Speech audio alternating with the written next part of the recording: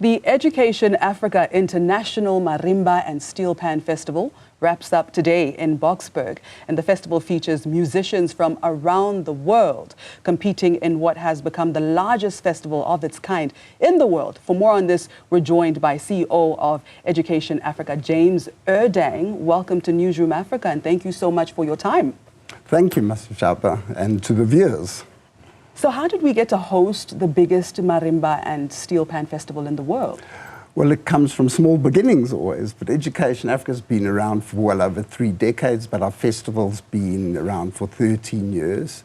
And we started Marimbas in 2006, at our school in Orange Farm, Masechaba College. And that has grown to 34 Marimba centers. And what we do is we bring children together and some adults together in the festival and gives them time to and the opportunity to participate on one stage. And it's very exciting. So it's grown over the years, and today there's over 2,300 young musicians participating over the weekend. That is incredible. For the uninitiated, tell us more about Marimba and Steelpan. So Marimba is an African xylophone.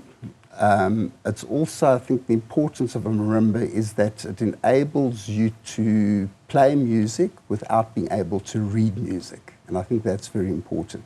And that includes the educators in it. So we run a 40-hour workshop, which will take a teacher through the program.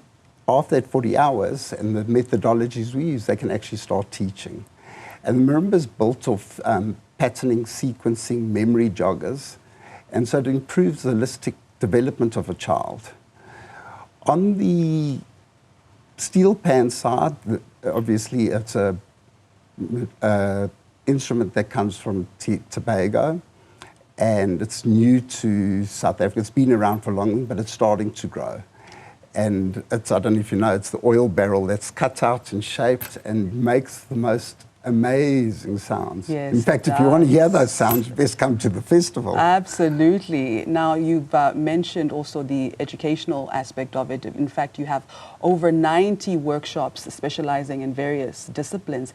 Just give me some examples of those disciplines. So I think the important thing, you're coming to Marimba and Steelpan Festival. So why don't learn how to play a marimba or steelpan? Yeah. So we have workshops to teach you. We have a workshop on Maribira, it's the Zimbabwean instrument, so you can learn how to play that. We have gumboot dancing workshops, which is fun, dance workshops of all different cultural backgrounds. So it comes a fun event for everybody. Right. Yeah. And Education Africa is the organization behind the festival. Tell me more about this organization. So Education Africa has been around. We're formally registered in '92, started a little bit earlier because you don't before the registration, and I think we're a fantastic organisation. Obviously, well over 30 years, the programs change, etc. But our 3 main programs at the moment, or we can say our core flagship programs, is our school in Orange Farm. We have over 1,250 kids. It's in partnership with St. John's College, from grade R to matric. Last year, boasting 59 distinctions in the middle of Orange Farm, so it's really a high-performance school. All our programs are quality-based. We have 8 teacher training centres at a SACWA NQF level 4 to train preschool teachers. And those are in Soweto, Orange Farm, Mamelodi, Illivernootspos, and Attridgeville. And we've got to get our teacher schools working, that they can get our children's school ready. And I think this is part of it. And one of the things that Education Africa does, we do facilitated teaching. So it gives you the practical side. And often training is still done through rote. So you get that teacher, the teacher goes back into the classroom and they can't teach. And we have over 200 teachers every 2 years. In fact, we're growing that as well. And it's a free program. And I'm very excited about it because we also make sure that we have outside monitoring and evaluation to look at the standard of the child to see if they're being impacted by the teacher. Yeah. Are there plans to take this program around to other provinces, parts of the country? So we are growing it, and we also using ICT in both our marimbas and our ECD. So we run our live workshops. We actually give tablets to our teachers, and we've then, in our office, we've got not a magnificent studio like this, but we've got a small studio that we actually then work with our preschools and our marimba educators in improving their skills and making sure we never let go of them. Because I think that's also a problem, is that you take them through a program, then you're gone. How do you support them going forward? So we have a blended training approach where you have in-person plus we have the online. Fantastic. And it works.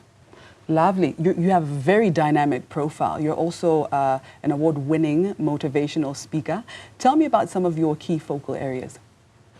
So a lot around motivation, also around beating the odds. In fact, I bring out my memoirs next year, so you'll learn a lot about me and my own educational challenges that I've had to go through to beat the system, to be able to get a good not a good education, a fair education, but giving back to other children. On the international front, a very proud winner of the Swiss International Award, the Klaus J. Jacobs Award for Social Innovation and Youth and Child Development, and got that in Switzerland.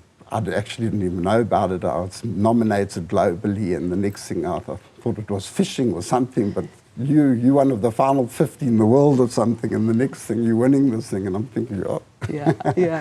I love my work, I love South Africa, I love being an African, and I think it's about giving back and changing lives. And you've suckled from some of the best in leadership. Tell me about your engagements or interactions with the likes of Utata, the late Nelson Mandela, the late Walter Sisulu. So I was very fortunate to meet Tata Sisulu in 91. I worked with him till his passing. He's very much my number one. He's the kingmaker. I always explain it wasn't 1943 when Tata Sisulu and Mandela met up. We wouldn't have had a Mandela. But when it comes to Mandela, I was very fortunate to do some historic work with Mandela. In fact, last year in August, the Nelson Mandela Foundation did a press lunch to honour my work and put in archives all my work with Mandela forever. That is wonderful. James, thank you so much for the work that you do. Thank you for your time. How do people access the Marimba Festival? So they just got to go to St. Dominique's for Girls in Boksburg. You get tickets on there run by Ticket Pros, or you can get online at Ticket Pros.